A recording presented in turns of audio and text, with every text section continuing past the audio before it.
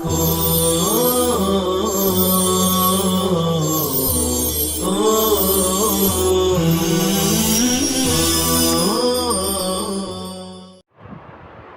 اللہ الرحمن الرحیم الحمد للہ وکفا وسلام علی عبادہ الذین اصطفى اما بعد فاعوذ باللہ من الشیطان الرجیم بسم اللہ الرحمن الرحیم ان الذین کفروا وصدوا عن سبیل اللہ قد ضلوا ضلالا بعیدا ان الذین کفروا وظلموا لم يكن الله ليغفر لهم ولا ليهديهم طريقا إلا طريق جهنم خالدين فيها أبدا وكان ذلك على الله يسيرا صدق الله العلي العظيم۔ عزیز طلباء، یہ آیت بھی یہودیوں سے متعلق ہے۔ یہ لوگ بھلے اپنے آپ کو مومن سمجھتے تھے مگر ایمان کے تقاضے کو پورے نہیں کر رہے تھے، اور انہی تقاضوں میں سے آخری نبی محمد صلی اللہ تعالی وسلم پر ایمان رکھنا تھا، اور وہ لوگ ایمان نہیں رکھتے تھے، اس لیے یہاں ان کو کافر قرار دیا۔ بے شک وہ لوگ جنہوں نے کفر کیا،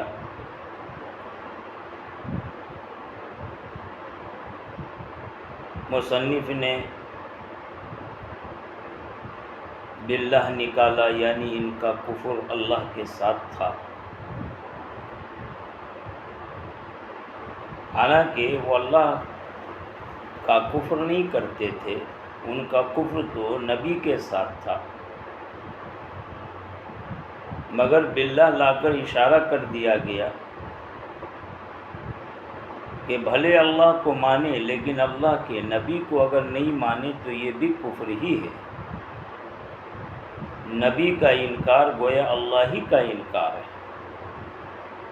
اس لیے باللہ فرمایا کہ جنہوں نے کفر کیا اللہ کے ساتھ، وَصَدُّوا عَن سَبِيلِ اللَّهِ، صد فعل متعدی ہے، اس لیے مفعول بہ مقدر معنی صد الناس، اور لوگوں کو روکا، منع کیا اللہ کے راستے سے۔ اللہ کے راستے سے مراد دین اسلام ہے، جیسا کہ مصنف نے کہا دین الاسلام۔ سبیل راستہ وہ کہتے ہیں حصی طور پر راستہ منزل تک پہنچانے کا ذریعہ بنتا، ویسے ہی اللہ کا دین اللہ تک لے جانے کا ذریعہ بنتا ہے۔ تقریب فہم کے لیے دین کو سبیل سے تعبیر کر لیا جاتا ہے۔ اللہ کے راستے سے انہوں نے لوگوں کو روکا، یعنی دین اسلام سے۔ یہ روکنا کیسے ہوا؟ ماقبل میں کل آیا تھا کہ کفار مشرکین ان اہل کتاب یہودیوں سے پوچھتے تھے کہ کیا تمہاری کتاب میں محمد کا ذکر آیا ہے، محمد کی صفات کا بیان ہوا؟ وہ لوگ انکار کرتے تھے۔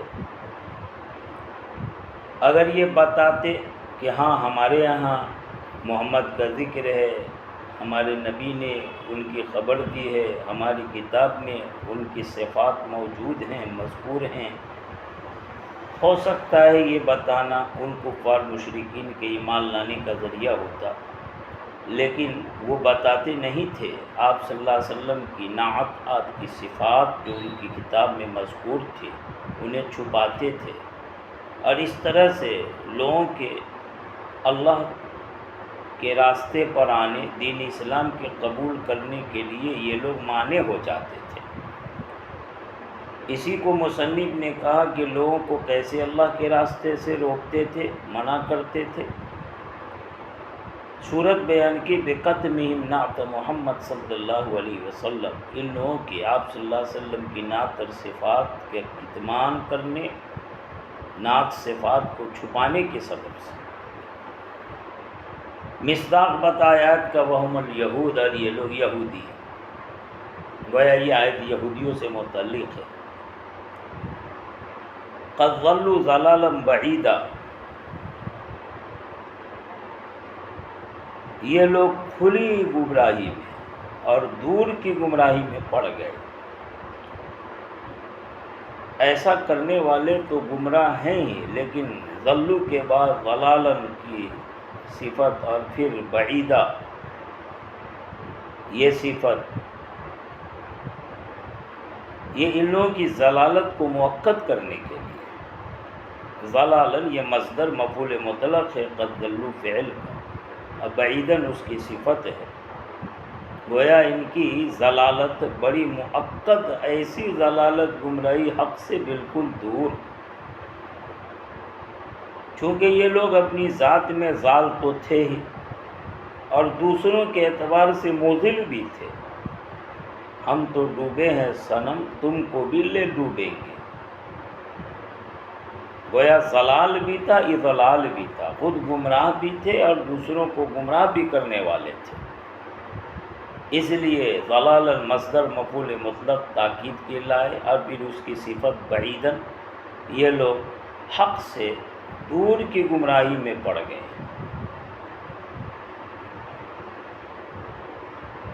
آگے انہوں سے متعلق آیت آ رہی ہے، ان الذین کفروا وظلموا لم یکن اللہ لیغفر لهم۔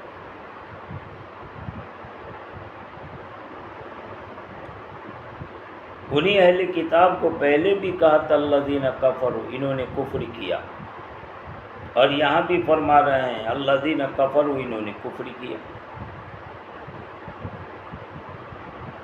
ماقبل میں بھی کفر اللہ سے متعلق، اللہ کے ساتھ، نبی کا انکار، اللہ کا انکار، اور یہاں بھی کفر یہ اللہ سے متعلق اس معنی کر کے نبی کا انکار کیا تو اللہ کا انکار کیا۔ البتہ اوپر صدوا عن سبیل اللہ، کفر کے بعد جو ان کا جرم بتایا گیا وہ یہ کہ خود تو بھٹکے اور دوسروں کو بھی صحیح راستے پر نہیں چلنے دیتے، دوسرے کے لیے رکاوٹ بنتے ہیں۔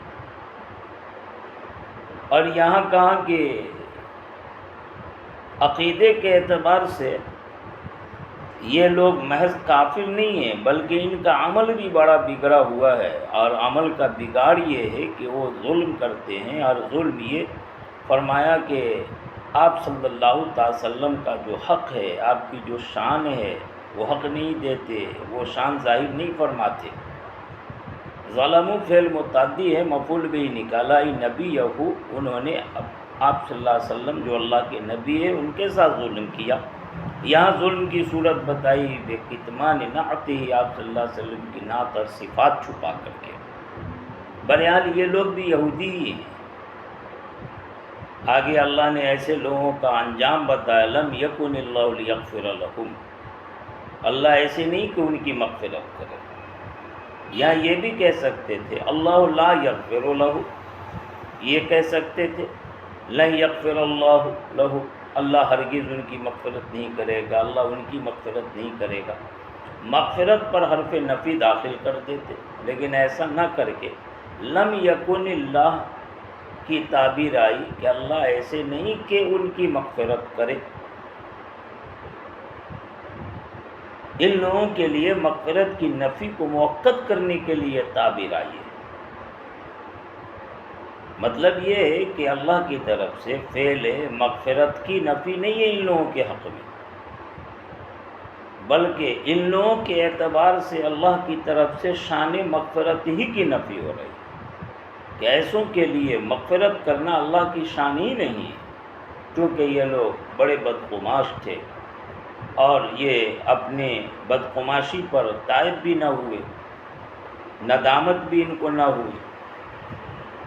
مرنے سے پہلے بھی اگر توبہ کر لیتے، کفر سے باز آ جاتے تو ان کے لیے مغفرت ہوتی، لیکن چونکہ یہ لوگ کفر ہی پر مرے اور مرتے دم تک کفر پر اڑے رہے، اس لیے یہاں محض مغفرت کے فعل کی نفی نہیں ہے، ان کے اعتبار سے اللہ کی طرف سے مغفرت کی شان ہی کی نفی کر دی گئی۔ بہرحال مبالغتاً موقت طریقے پر ان لوگوں کے لیے مغفرت نہیں ہوگی، خبر دی گئی ان کا یہ برا انجام۔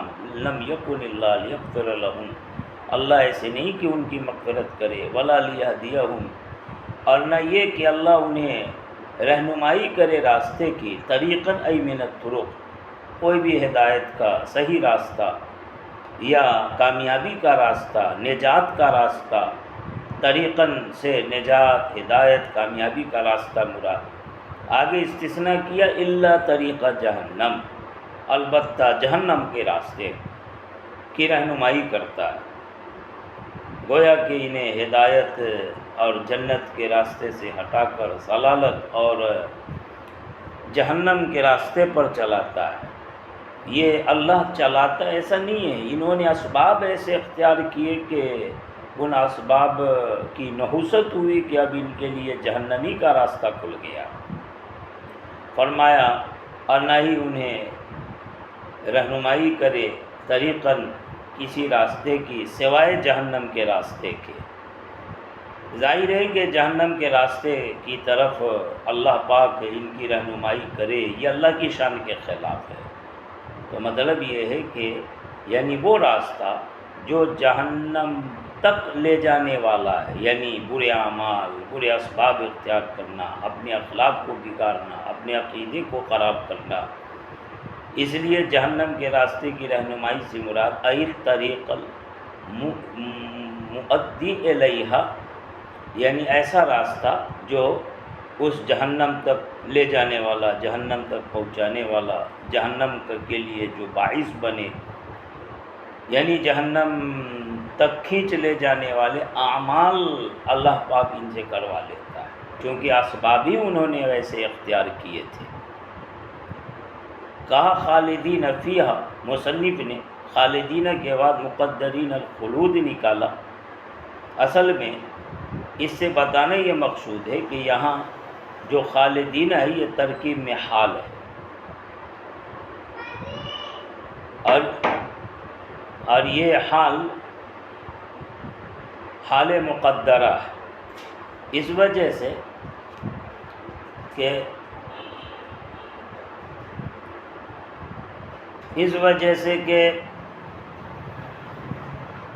ابھی ان کے لیے جہنم کی جو خبر دی جا رہی ہے تو یہ خبر خلود کے بارے میں، اور خلود تو دخول کے بعد ہوگا، ہمیشہ تو اس وقت جہنم میں رہیں گے جب وہ جہنم میں داخل ہو جائیں گے۔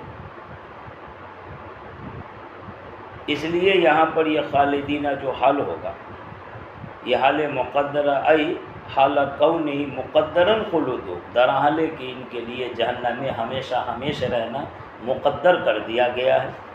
خالدین ای مقدرین الخلود، ہمیشہ ان کے لیے جہنم میں رہنا مقدر کر دیا گیا، طے کر دیا گیا، یعنی اذا دخلوہا، جب وہ جہنم میں داخل ہوں گے تو ہمیشہ رہیں گے ابداً۔ یہ خلود کے معنی کی وضاحت کرتا ہے، اس لیے کہ خلود کے ایک معنی مقصد طویل کے بھی ہیں، تو اس سے بظاہر ایسا لگتا ہے کہ یہ لوگ جہنم میں لا الا نہایا ہمیشہ تک نہیں رہیں گے، بلکہ ایک لمبے زمانے تک ٹھہرے رہیں گے، پھر جہنم سے نکال دیے جائیں گے۔ حالانکہ اللہ نے کافروں پر جنت کو حرام کر دیا ہے، ان کے لیے جو ہمیشہ کا ابدی ٹھکانہ ہے وہ جہنم ہی ہے۔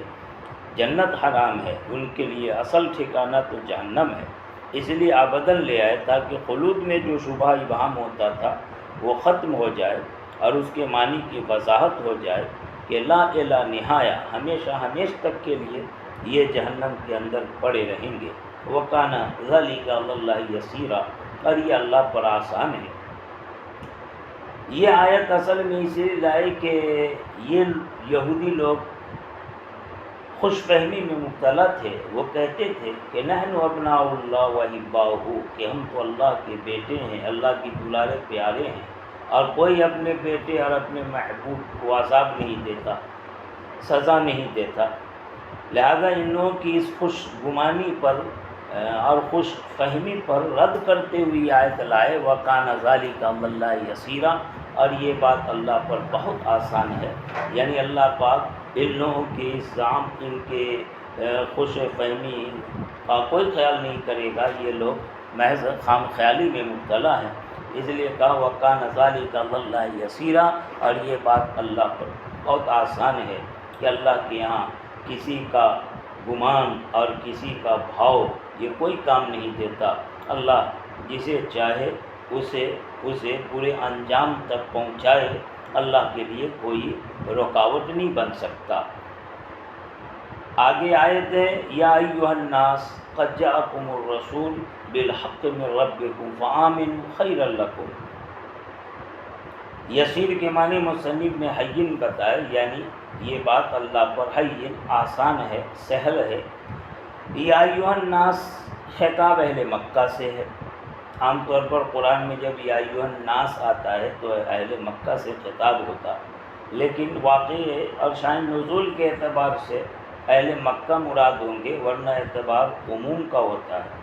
عموم لفظ کے اعتبار سے قیامت تک کے لیے جتنے لوگ ہوں وہ سب کے سب یا ایھا الناس کے مصداق ہوں گے، اور ان سب سے یہ بات کہی جائے گی جو آگے بیان کی جا رہی ہے۔ یا ایھا الناس ای اہل مکہ، اے لوگوں یعنی مکہ والوں، قد جاءکم الرسول، تمہارے پر رسول آئے ہیں۔ اور رسول میں الف لام عہد کے لیے مراد معہود متعین رسول یعنی محمد صلی اللہ علیہ وسلم، بالحق، حق کے ساتھ یا حق لے کر۔ بالحق جار مجرور، یہ جا سے متعلق ہے، اور حق سے مراد دین حق دین اسلام ہے، اس لیے کہ حق اس کو کہتے ہیں جو اٹل ہو، ثابت ہو، اتنا متحقق ہو کہ اس کے متحقق ہونے کے لیے کسی دلیل کی کوئی ضرورت بھی نہ ہو۔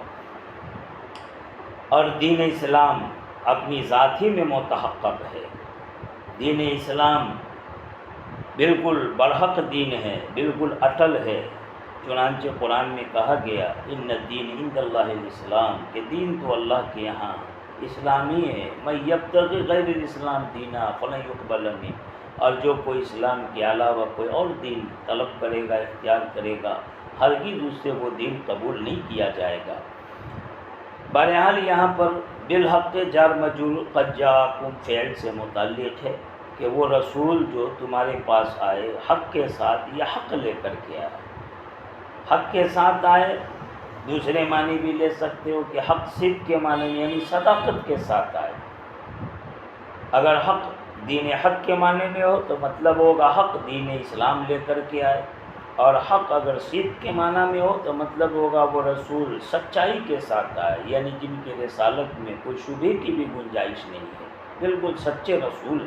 من ربکم یہ ترکیب میں حال ہے اور محذوف سے متعلق ہے، تو اصل عبارت ہوگی جاءکم بالحق حال کونہ من ربکم، وہ تمہارے پاس حق لے کر آئے یا حق کے ساتھ آئے دراحالے کہ وہ تمہارے رب کی طرف سے۔ فآمنوا بی، لہٰذا تم ان پر ایمان لاؤ، واقصدوا خیرا لکم، اور اپنے لیے خیر اور بھلائی کا قصد کرو، ارادہ کرو۔ یہاں خیرہ یہ منصوب ہے، مصنف نے واقصدوا فعل مقدر لا کر اشارہ کیا کہ خیرن یہ فعل محذوف کا مفعول بھی ہو کر کے منصوب ہے، یعنی اپنے لیے خیر اور بھلائی کا قصد کرو اور ارادہ کرو۔ ایک توجہ تو یہ ہے، ایک دوسری توجہ یہ بھی کی جا سکتی ہے کہ خیرن یہ یکن فعل مقدر کی خبر ہو کر کے منصوب ہے۔ عبارت تھی فآمنوا، پس ان پر ایمان لاؤ، اب عبارت آگے مقدر ہوگی یکن الایمان خیرا لکم، یہ جو تم ایمان لاؤ گے یہ تمہارا ایمان لانا تمہارے لیے بہتر ہوگا۔ مما انتم فیہ، یہ مما کی عبارت اسی لائے کہ خیرن یہ اس میں تفضیل ہے، لہذا مفضل علیہ نکالا کہ اگر تم ایمان لے آتے ہو تو یہ تمہارا ایمان لانا تمہارے لیے اس سے بھی بہتر ہے جس میں تم پڑے ہوئے ہو۔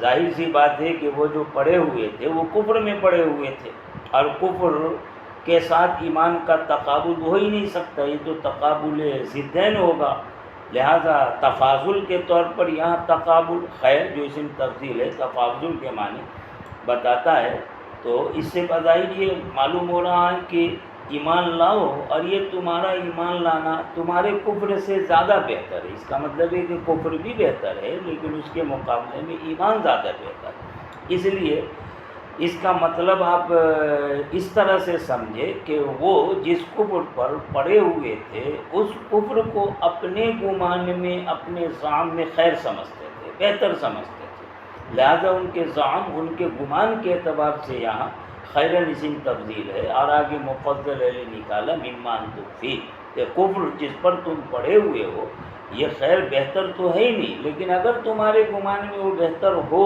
تو اس سے بھی بہتر یہ ہے کہ تم ایمان لاؤ۔